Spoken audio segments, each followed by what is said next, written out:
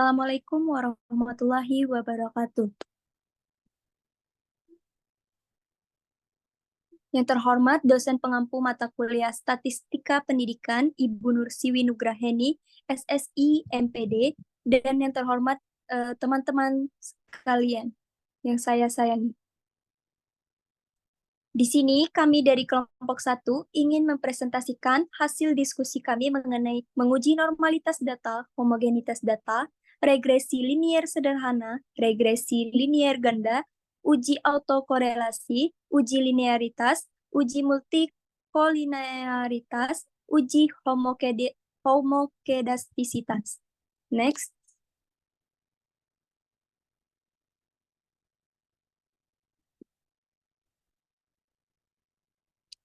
Perkenalkan anggota kelompok 1. Pertama, ada saya sendiri, Liza Natalia sebagai moderator dengan NIM 14014211142, dan di sini ada rekan saya Cindy Yantika Suta dengan 4 digit terakhir 1141, ada Eva Yunita Pratiwi dengan 4 digit NIM terakhir 1143, ada Sally Gloripa Fitriana dengan NIM 4 digit terakhir 1144, dan ada Niken Ayunur Oktaviani dengan NIM 4 digit terakhir 1145. Yang pertama akan saya jelaskan mengenai uji normalitas data. Nah, untuk langkah-langkah uji normalitas dengan SPSS itu sendiri, yang pertama adalah aktivitas aplikasi SPSS, buka file. Yang kedua, buka file SPSS dengan nama data uji normalitas .save. Kemudian langkah selanjutnya, lihat pada variabel view. Nah, dari variabel view, lanjut ke lihat atau aktifkan data view. Nah, dari data view, klik analyze, selanjutnya pilih deskriptif statistik, kemudian klik explore, dan selanjutnya masukkan variabel umur ke dalam kotak dependent list. Lihat langkah-langkahnya dalam tampilan gambar 1 sampai 4 berikut. Nah, pada gambar 1, tampilan data umur responden yang akan diuji normalitas. Seperti gambar yang sudah terpapar, gambar 1, kemudian next.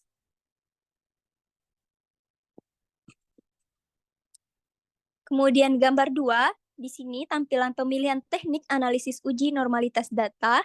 Bisa kita lihat, klik analyze, deskriptif statistik, kemudian explore. Kemudian ada gambar ketiga, tampilan variabel dalam kotak dialog explore. Bisa kita lihat pada gambar ketiga. Kemudian next. Nah, pada gambar keempat, tampilan variabel dalam kotak dialog explore setelah dipindah ke kotak dependent list. Bisa kita lihat pada gambar keempat. Kemudian pada gambar kelima, pemilihan display pada uji normalitasnya. Bisa kita lihat tanda panah yang dilingkari itu ada pemilihan display pada uji normalitas datanya. Kemudian, next. Nah, yang langkah ketujuh, aktifkan atau klik kotak plots sehingga muncul tampilan seperti gambar 6, tampilan explore plot. Bisa kita lihat tanda panah yang menunjukkan tampilan explore plot. Kemudian yang ke-8, lihat pada box plots, kemudian aktifkan klik atau pilih faktor level together. Nah, pada keterangan angka 8 yang dilingkari, itu diklik faktor level together-nya. Kemudian langkah ke-9 itu pada bagian deskriptif bisa dilihat pada lingkaran ke-9, nomor 9, itu diklik atau dipilih histogram, bagian histogram. Kemudian langkah ke-10, aktifkan atau klik atau pilih plots with ketujuh ini, langkah pemilihan fungsi explore plot. Next. Nah, Untuk langkah selanjutnya, klik continue dan kemudian klik OK, lalu lihat hasil atau outputnya seperti pada gambar 9, tabel output atau hasil uji normalitas datanya. Bisa kita lihat test of normality-nya, itu umur respondennya ada tertera angkanya. Kemudian selanjutnya, simpan file data dan output tersebut menggunakan menu Save As. Next.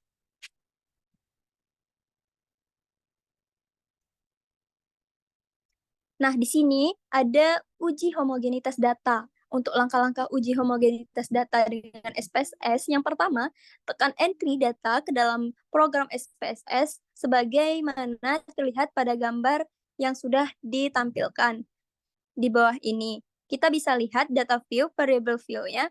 Di sini ada motivasi dan prestasinya. Kemudian selanjutnya klik Analyze dan pilih Compare Mean. Dan klik pada One Way ANOVA seperti tampilan gambar yang sudah dipaparkan. Bisa kita lihat, pilih Compare Means, kemudian One Way ANOVA. Oke, next. Nah, selanjutnya, langkah ketiga, setelah itu akan muncul tampilan yang seperti sudah dipaparkan pada gambar. Pada One Way ANOVA-nya terlihat motivasi belajar dan prestasi belajar. Kemudian di dependent list, kemudian pada langkah keempat, masukkan variabel terikatnya, yaitu Y, prestasi belajar ke dalam kotak dependent list, dan masukkan variabel bebasnya X, yaitu motivasi belajar ke dalam kotak faktor, sebagaimana ditunjukkan pada gambar di bawah ini. Bisa kita lihat. Next. Nah, selanjutnya klik pada menu option dan beri tanda centang pada pilihan homogeneity of variance test dan kemudian klik continue. Bisa kita lihat pada gambar di bawah ini ada homogeneity of variance test dan kemudian kita klik continue. Nah, untuk langkah ke-6, kita klik OK dan lihat hasilnya seperti nampak pada gambar berikut. Test of homogeneity of variance. Prestasi belajarnya, level statistiknya ada 2.272, kemudian hasil homogenitasnya ada 3, 10, dan selanjutnya.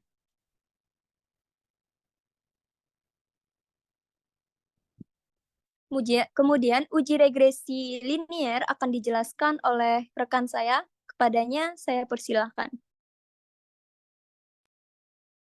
Baik, terima kasih moderator atas kesempatannya. Di sini saya Eva Yunita Pratini yang bertugas untuk menjelaskan terkait pembahasan uji regresi linear, khususnya regresi linear sederhana.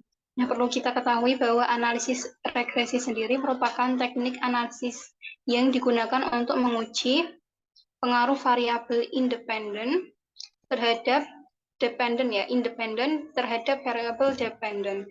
Kemudian pengertian dari kegunaan dari regresi linear sederhana sendiri adalah digunakan apabila variabel dependen dipengaruhi hanya oleh satu variabel independen. Nah, untuk persamaan umum dalam regresi linear sederhana dirumuskan dengan sebagai berikut, yaitu Y sama dengan A ditambah dx dengan keterangan untuk Y sendiri adalah prediksi nilai variabel dependen yang terikat, kemudian X sendiri adalah nilai variabel independen atau variabel bebas, kemudian lambang A yaitu keterangannya adalah konstanta dan B adalah koefisien variabel independen atau variabel bebas. Selanjutnya.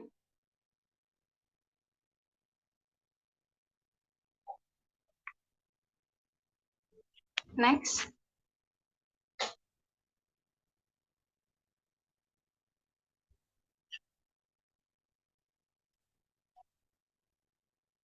Baik, kemudian Untuk nilai A dan B dapat diperoleh melalui perhitungan dengan menggunakan rumus bagi berikut. Untuk yang A sendiri, yaitu rumusnya sigma Y dikali sigma Y kuadrat dikurangi sigma X dikali sigma XY dibagi N, kemudian sigma X kuadrat dikurangi sigma X kuadrat. Untuk keterangannya sendiri, A yaitu konstanta, kemudian untuk sigma Y, yaitu keterangannya jumlah nilai variabel dari variabel independen ya tadi ya, dependent. Kemudian untuk sigma X, yaitu jumlah nilai dari variabel X atau variabel bebas.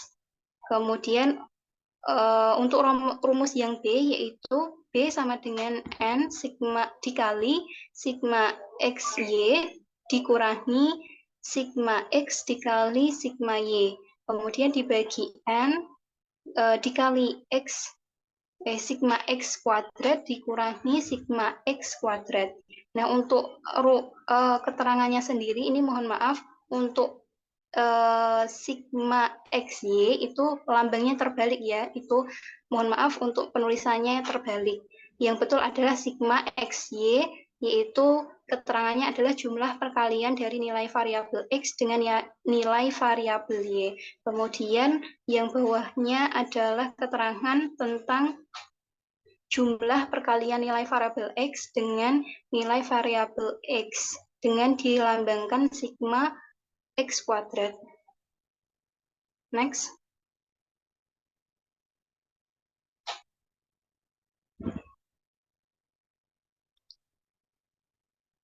Oke, kemudian masuk pada contoh soal regresi sederhana.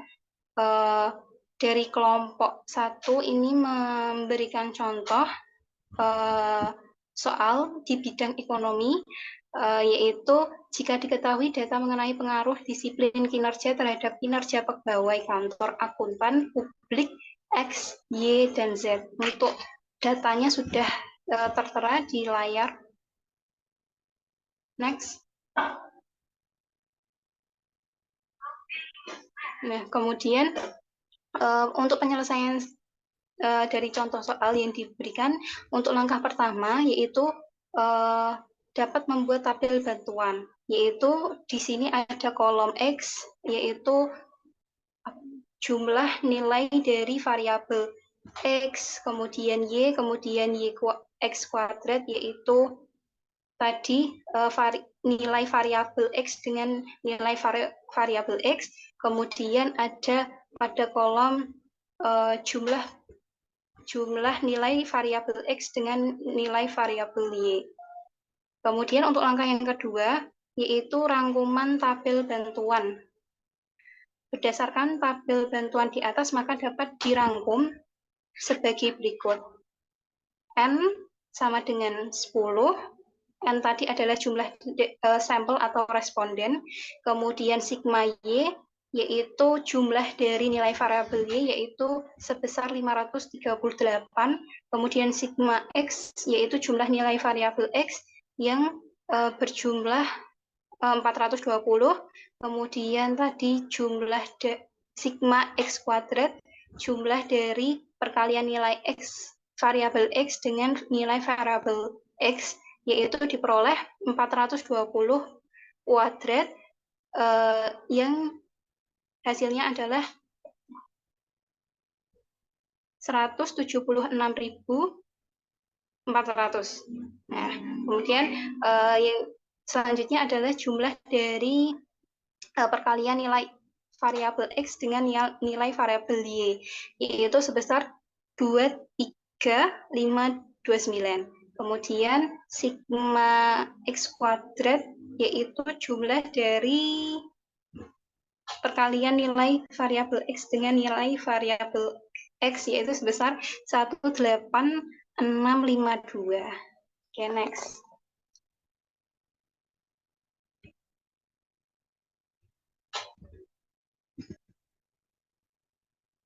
Baik, kemudian langkah yang ketiga yaitu menghitung nilai A, dan B. Sesuai dengan rumus yang sudah dijelaskan tadi, dari data tabel bantuan bisa dimasukkan, yaitu untuk nilai A sendiri diperoleh nilai 15,08, kemudian nilai B sendiri yaitu koefisien variabel X adalah sebesar 0,92. Kemudian langkah yang keempat adalah memasukkan data begitu, kemudian dalam persamaan umum, yaitu dengan rumus Y sama dengan A ditambah BX, yaitu A tadi adalah konstanta dan BX adalah koefisien variabel independen dan juga nilai variabel independen itu sendiri, yaitu sebesar 15,05 ditambah 0,92X.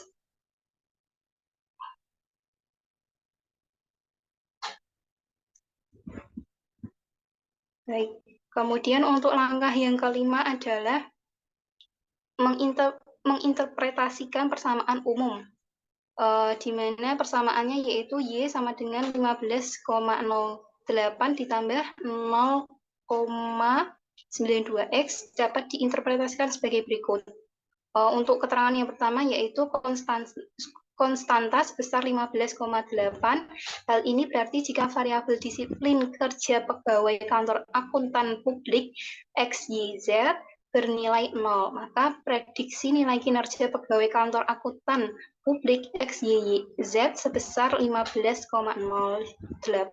Kemudian untuk interpretasi yang kedua yaitu koefisien variabel X sebesar 0,92.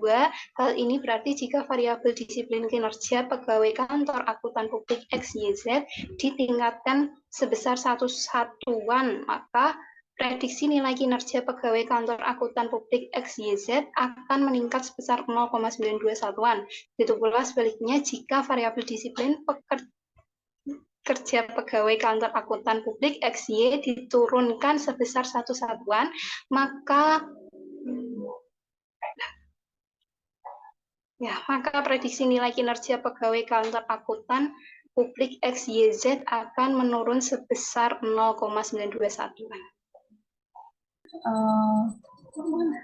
Oke, untuk langkah yang pertama tadi adalah siapkan data yang akan diuji melalui analisis regresi. Kita mengambil contoh soal yang sama dengan yang sebelumnya, sehingga tampilan pada SPSS adalah sebagai berikut.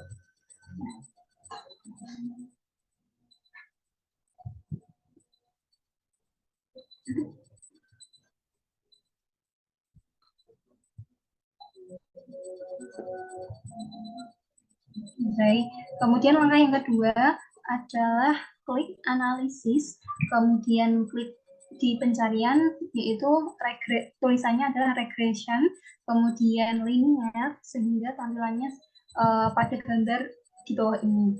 Kemudian yang ketiga, langkah ketiga adalah pindahkan variabel X dalam hal ini, yaitu adalah kedisiplinan ke kolom independen. Kemudian variabel Y-nya sendiri adalah kinerja pada kolom dependen dengan tampilan sebagai berikut. Nah, tampilannya seperti ini. Kemudian untuk tampilan sebelum dipindah ada gambar pada sebelah kiri. Kemudian setelah sudah dipindahkan, maka tampilannya sesuai dengan gambar pada sebelah kanan. Oke. Kemudian langkah yang keempat adalah hasil output yang fokusnya adalah seperti pada gambar berikut ini, yang hasil persamaannya sama dengan perhitungan manual yang sudah dilakukan sebelumnya, yaitu Y sama dengan 15,08 ditambah 0,92X yang dapat diinterpretasikan konstanta sebesar 15,08. Hal ini berarti variabel disiplin kinerja pegawai pada kantor akuntan publik tadi bernilai 0, maka prediksi nilai kinerja pegawai kantor akuntan publik sebesar 15,08. Nah, untuk koefisien dari variabel X yaitu sebesar 0,92, yang berarti variabel disiplin kinerja pegawai kantor akuntan publik ditingkatkan sebesar 1 satuan, maka prediksi nilai kinerja pegawai kantor akuntan publik akan meningkat sebesar 0,92 satuan. Begitu pula sebaliknya, jika variabel disiplin kerja pegawai kantor akuntan publik diturunkan sebesar 1 satuan, maka prediksi nilai kinerja pegawai kantor akuntan publik akan turun sebesar 0,92 satuan. Mungkin itu saja pemaparan materi dari saya. Selanjutnya saya serahkan ke moderator. Terima kasih. Terima kasih Eva atas pemaparan materinya mengenai uji regresi. Kemudian untuk selanjutnya uji regresi ganda akan dijelaskan oleh rekan saya kepada Niken. Saya persilahkan. Baik, moderator atas kesempatannya. Yang berikutnya ada uji regresi ganda, di mana ada langkah-langkah uji regresi linear ganda, yaitu yang pertama, persiapan data atau tabulasi data. Berikutnya, buka aplikasi SPS. Yang kedua, setelah aplikasi SPS terbuka, copy paste data yang telah disiapkan ke dalam file data, set data view, sehingga dapat dihasilkan sebagai berikut, seperti yang ada di gambar ini ya, teman-teman.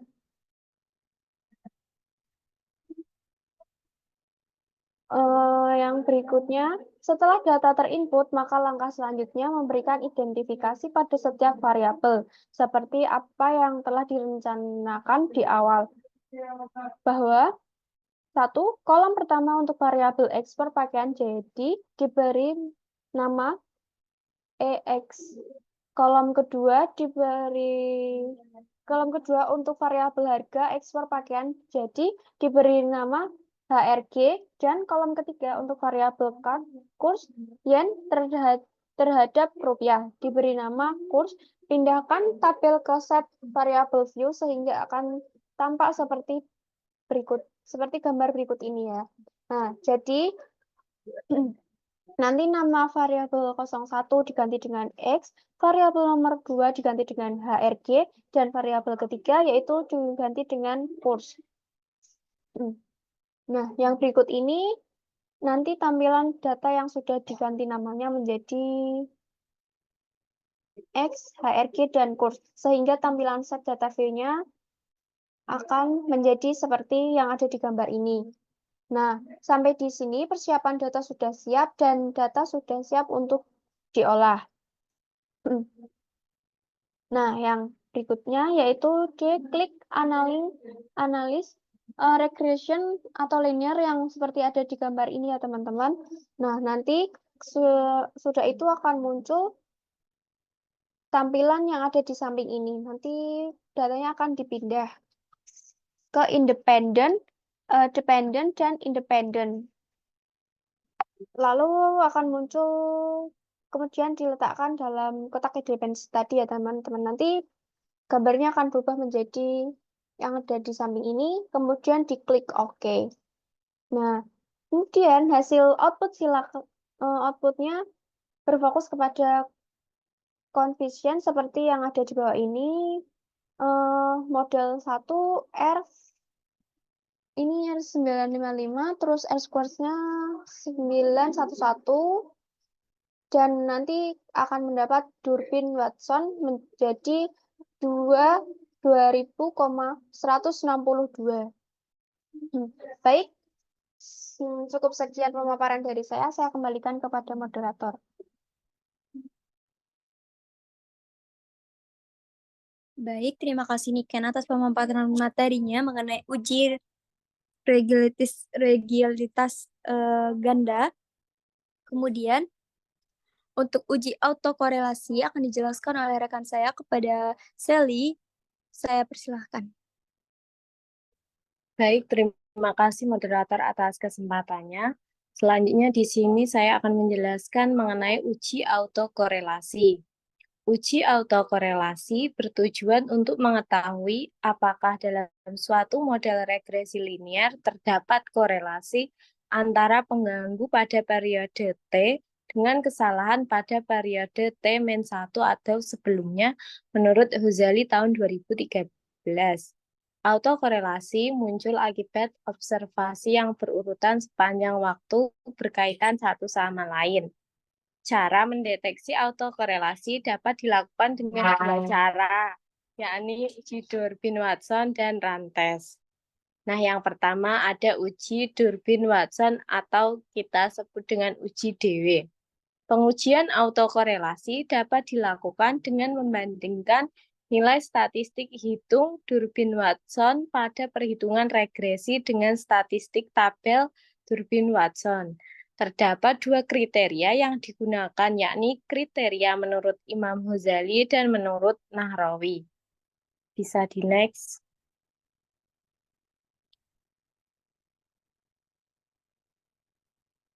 Nah, berikut ini ada sebelumnya. Nah, berikut ini ada tabel pedoman uji autokorelasi dengan memakai uji Durbin-Watson. Bisa dilihat pada tabel. Nah, selanjutnya, menurut Nahrawi dan Usman tahun 2002, pengujian uji autokorelasi berdasarkan nilai berikut. Yang pertama, angka DW di bawah min 2 berarti ada autokorelasi positif. Yang kedua, angka DW di antara min 2 dan plus 2 berarti tidak ada autokorelasi. Yang ketiga, jika angka DW di atas plus 2 berarti ada autokorelasi negatif. Next.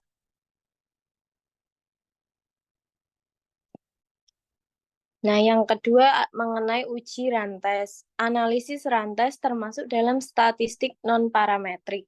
Uji ini digunakan untuk menguji pada kasus satu sampel. Sampel yang diambil dari populasi. Apakah sampel yang diambil berasal dari sampel acak atau bukan? Pengujian ini untuk kasus satu sampel. Dasar keputusan dalam uji Rantes yaitu yang pertama, jika nilai asim sig2 min Taillet kurang dari 0,05 maka terdapat gejala autokorelasi.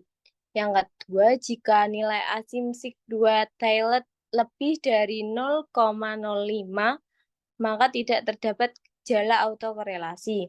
Dampak autokorelasi menurut Gujarti tahun 2003 dalam bukunya bahwa keberadaan autokorelasi pada metode kuadrat terkecil memiliki konsekuensi antara lain estimasi metode kuadrat terkecil masih linier dan tidak biasa, namun estimator-estimator tersebut tidak lagi efisien memiliki. Next slide. Nah, berikut ini cara uji autokorelasi menggunakan SPSS. Langkah-langkah penggunaan SPSS yaitu yang diambil sini mengenai uji Durbin-Watson. Nah, langkah-langkah uji DW pada SPSS ada sebagai berikut. Yang pertama, siapkan data Anda pada Excel, kemudian copy ke aplikasi SPSS. Atau langsung siapkan data yang siap diolah pada SPSS, kemudian ikuti langkahnya dengan yang pertama, klik Analyze, kemudian Regression, kemudian Linear. Bisa dilihat pada gambar. Next slide. Nah, yang kedua, input variabel independen X pada kolom independen dan variabel dependen Y pada kolom dependen Y, kemudian klik statistik. Bisa dilihat pada gambar yang sebelah kiri. Kemudian langkah yang ketiga, pada kotak linear regression, yaitu statistik beri tanda centang pada Durbin-Watson, kemudian klik continue, dan kemudian klik OK, bisa dilihat pada tabelnya. Bisa di next. Nah, selanjutnya terdapat hasil output SPSS autokorelasi. Nah, bisa dilihat pada tabel model summary output hasil SPSS terlihat nilai Durbin-Watson D sebesar 1,767, kemudian kita bandingkan dengan nilai tabel Durbin Watson yang ada pada tabel dengan rumus K dibagi N, di mana K adalah jumlah variabel independen, atau pada kasus ini dimisalkan terdapat 2 variabel independen. Dan N adalah jumlah sampel. Pada kasus ini dimisalkan terdapat 20 sampel. Maka K dibagi N yaitu 2 dibagi 20. Pada tabel Durbin Watson terlihat nilai DL sebesar 1,004 dan DU sebesar 1,5367. Sehingga didapatkan nilai sebagai berikut, yaitu 1,5367 kurang dari 1,767 kurang dari 4 min 1,5367 dengan kesimpulan tidak terdapat gejala autokorelasi. Bisa di next.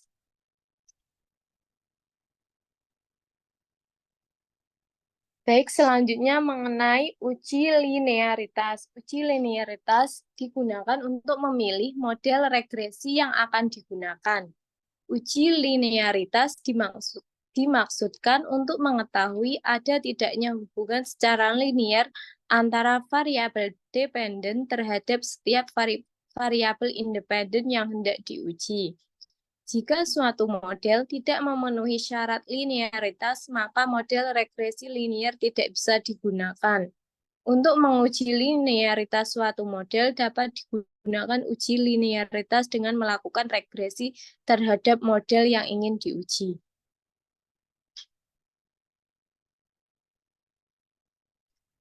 Nah, berikut ini ada pedoman pengambilan keputusan uji linearitas SPSS. Yang pertama, menggunakan nilai signifikasi atau disingkat SIG dengan 0,05. Yang pertama, jika nilai deviation from linearity SIG lebih dari 0,05, maka ada hubungan yang linier secara signifikan antara variabel independen dengan variabel dependen. Yang kedua, jika nilai deviation from linearity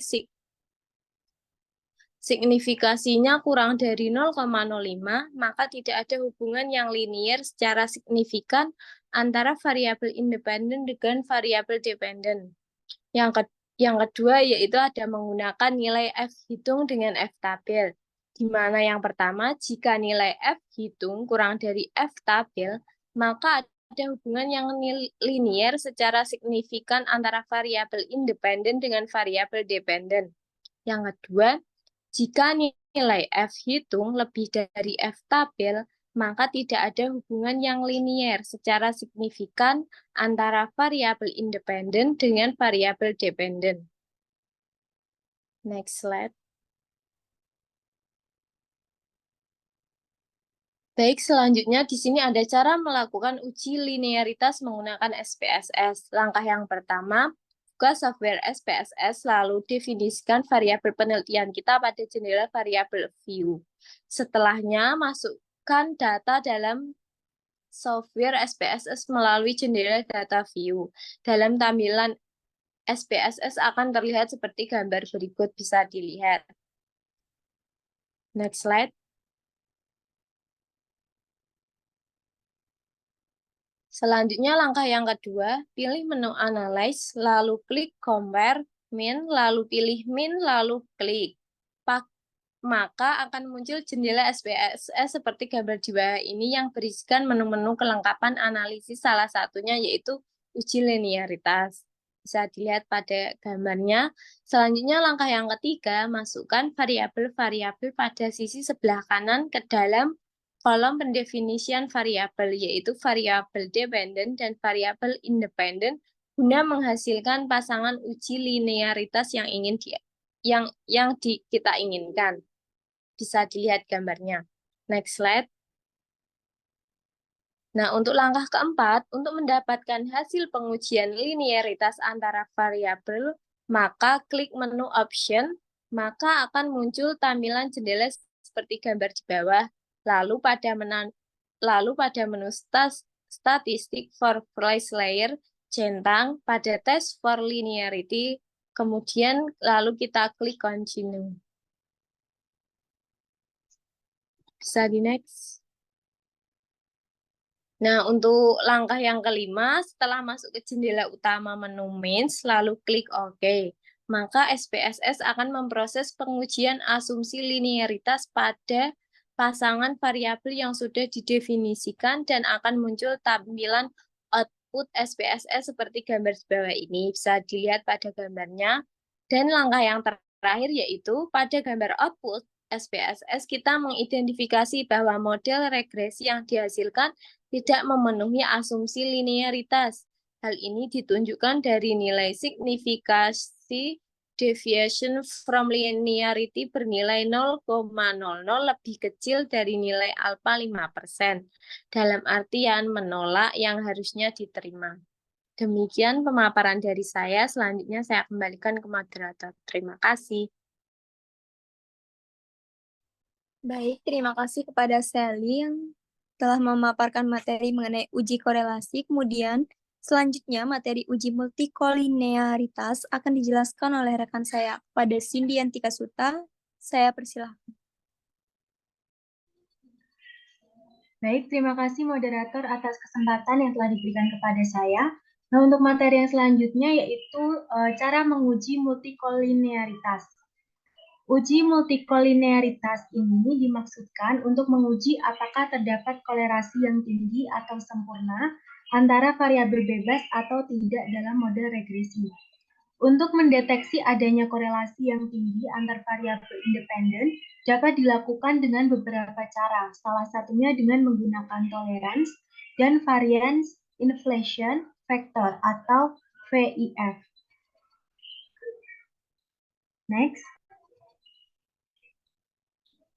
Sebagai contoh, kita akan mengambil contoh kasus dengan judul pengaruh motivasi dan minat belajar pada siswa dalam peningkatan prestasi di sekolah. Dalam praktiknya, kita akan melakukan uji multikolinearitas dengan metode tolerance dan VIF untuk persamaan regresi pengaruh motivasi X1 dan minat belajar X2 pada prestasi atau Y, dengan data input sebagai berikut. Data tersebut bisa diambil dari hasil perolehan dalam penyebaran kuesioner ataupun angket yang digunakan untuk sampel penelitian. Data di atas hanya dijadikan sebagai acuan dalam pengambilan sampel penelitian untuk melakukan uji multikolinearitas SPSS.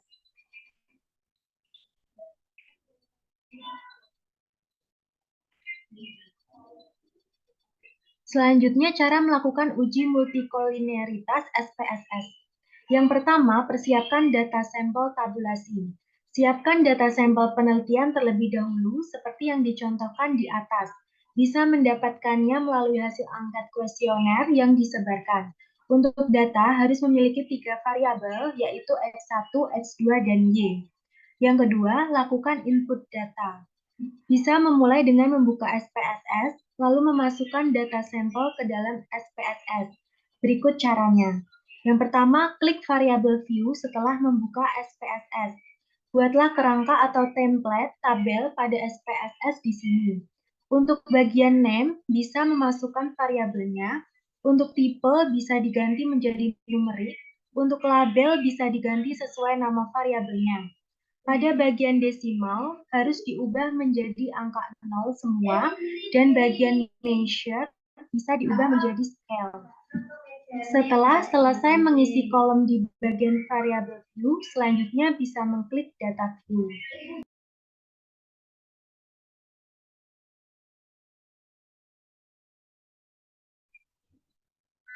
Selanjutnya, klik data view setelah selesai mengedit variabel view. Jika tampilan SPSS sudah sesuai template yang diinput di variabel view, lalu masukkan saja data sampel yang diperoleh ke dalam data view di SPSS sesuai kolom.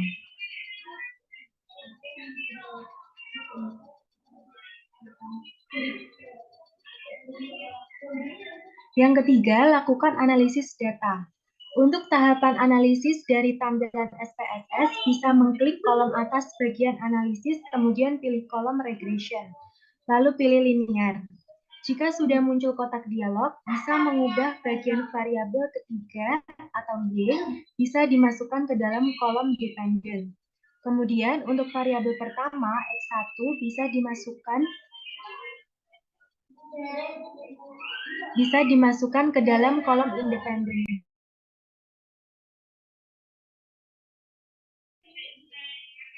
Dan untuk variabel kedua, X2 juga dimasukkan ke dalam kolom independen. Jika sudah, maka pilih menu statistik di bagian samping, lalu bisa mengklik bagian collinearity diagnostik, lalu pilih tombol continue di bawah tabel.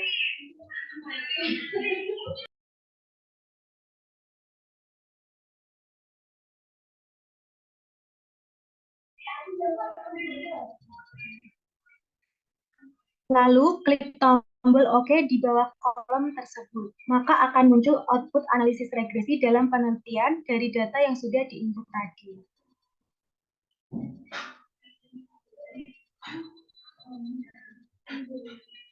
Yang keempat, lihat output data. Jika sudah muncul hasil datanya, maka kita bisa melihat apakah terjadi atau tidak terjadi gejala multikolinearitas dalam data analisis tersebut. Dalam pengambilan keputusan ada dua cara menghitung uji multikolonialitas SPSS yang bisa dilakukan, yaitu yang pertama, melihat nilai tolerans. Bila nilai tolerans lebih besar dari 0,10, maka ini artinya tidak terjadi multikolonialitas. Bila nilai tolerans lebih kecil dari 0,10, maka ini artinya terjadi multikolonialitas pada model regresi. Yang kedua, melihat nilai VIF. Bila nilai VIF lebih kecil dari 10,00, maka ini artinya tak terjadi multikolonialitas. Bila nilai VIF lebih besar dari 10,00, maka ini artinya terjadi multikolonialitas pada model regresi. Kita bisa melihat hasil output yang dihasilkan lalu dibandingkan dengan nilai tolerans atau nilai VIF.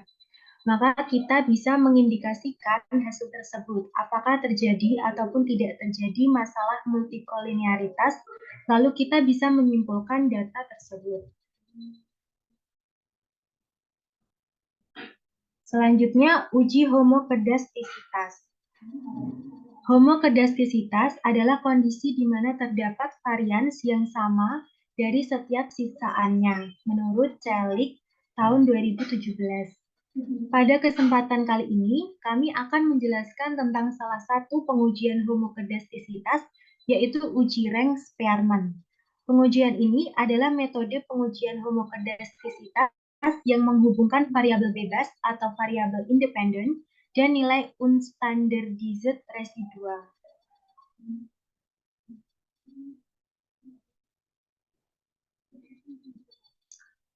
Selanjutnya, pengujian homokedastisitas dengan aplikasi SPSS. Mengenai latihan praktek ini, kita akan mencari hubungan antara stres kerja X1 serta kepuasan kerja X2 pada tingkat prestasi guru Y. Yang pertama, atur terlebih dahulu kolom variabel pada variabel Q, kemudian input data dari seluruh variabel X dan Y pada data Q. Mengenai input data, dapat langsung mengetiknya di SPSS atau dengan copy paste dari Excel. Berikutnya, cari nilai unstandardized residual dengan klik Analyze, kemudian Regression dan Linear. Nantinya muncul kotak dialog, berikutnya pindahkan variabel Y atau prestasi guru pada kolom dependen serta variabel X1 atau stres kerja dan X2 kepuasan kerja pada kolom independen dengan tanda panah yang berada di tengah atau antara dua kolom. Untuk uji homokedastisitas SPSS Scatterplot, pada bagian kanan pilih tombol Save dan centang Unstandardized pada bagian Residuals, kemudian Continue. Kemudian kembali pada kotak dialog sebelumnya, kemudian pilih OK. Secara otomatis pada data view nantinya muncul kolom baru bernama res_1. Berikutnya cari nilai absolut, pilih menu Transforms, kemudian Compute Variable. Nantinya muncul kotak dialog. Pada bagian target variable, isi dengan ABS RES, serta bagian numerik expression dengan ABS dalam kurung res_1, kemudian pilih OK. Berikutnya, pilih menu Analyze, lalu Correlate, dan Bivariate. Nantinya muncul kotak dialog Bivariate Correlation. Secara berurutan, masukkan variabel ABS-RES X1 serta X2 pada kotak variabel. Hilangkan tanda checklist person serta checklist pada Spearman, kemudian OK. Nantinya output hasil yang diperoleh dari cara menghitung uji homokerdastisitas SPSS sebagai berikut. Nah, selanjutnya, interpretasi uji homokerdastisitas SPSS. Sesudah melakukan beberapa langkah uji homokerdastisitas SPSS, selanjutnya dapat menginterpretasikan hasil dari uji homokerdastisitas. Yang pertama, diamati dari T-hitung.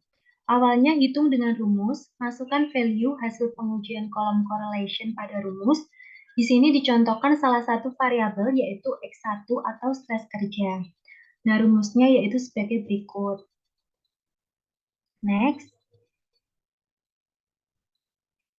Lalu mencari nilai T-tabel. Adanya ketentuan T-tabel sama dengan N dikurangi K dikurang 1,0,05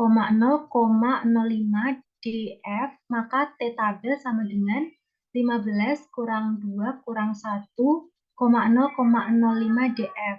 K sama dengan jumlah variabel X. Cari T-tabel di kolom data T-tabel yang sebelumnya telah di-download. Maka akan memperoleh nilai T-tabel sama dengan 2,178. Berikutnya, sesuaikan pada kriteria pengujian. Nilai T-hitung dari variabel X1 atau stres kerja adalah 1,531 dengan nilai T-tabel 2,178. Kemudian masukkan pada kriteria pengujian. Hasil yang diperoleh yaitu negatif 2,178 kurang dari sama dengan 1,531 kurang dari sama dengan 2,178. Mengingat hasilnya sesuai kriteria yang ditentukan sehingga H0 diterima, H1 ditolak, yang berarti tak terdapat permasalahan homokerdastisitas pada variabel X1 atau stres kerja. Yang kedua, bisa diamati dari nilai sig atau signifikansi. Berdasarkan hasil dari pengujian, diperoleh nilai signifikansi variabel X1 atau stres kerja sebesar 0,149. Berikutnya kita bandingkan 0,149 lebih besar 0,05 sehingga H0 diterima. Dalam pengujian homokerdastisitas, jika nilai sig variabel lebih besar dari derajat signifikansi, yaitu 0,05, berarti tak ada permasalahan homokerdastisitas.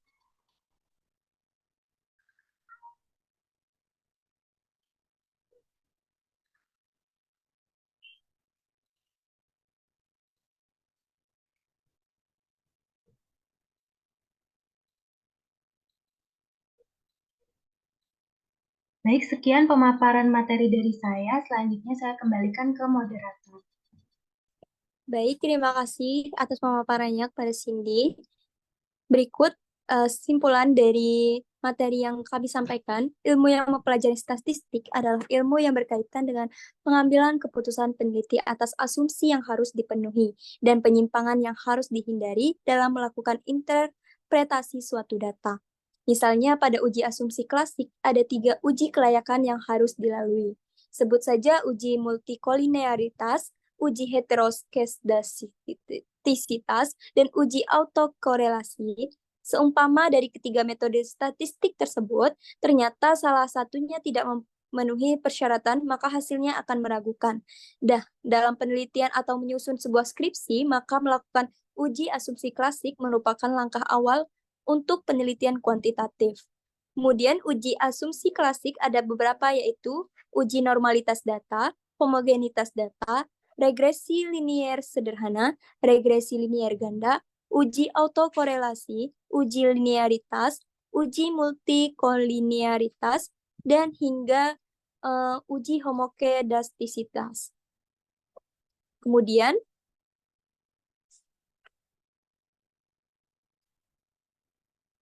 berikut adalah acuan atau referensi yang kami gunakan untuk menyusun makalah dan PowerPoint kami. Terima kasih. Saya selaku moderator mengakhiri presentasi pada hari ini. Kami akhiri, wabillahi taufik wal hidayah. Wassalamualaikum warahmatullahi wabarakatuh. Waalaikumsalam warahmatullahi wabarakatuh.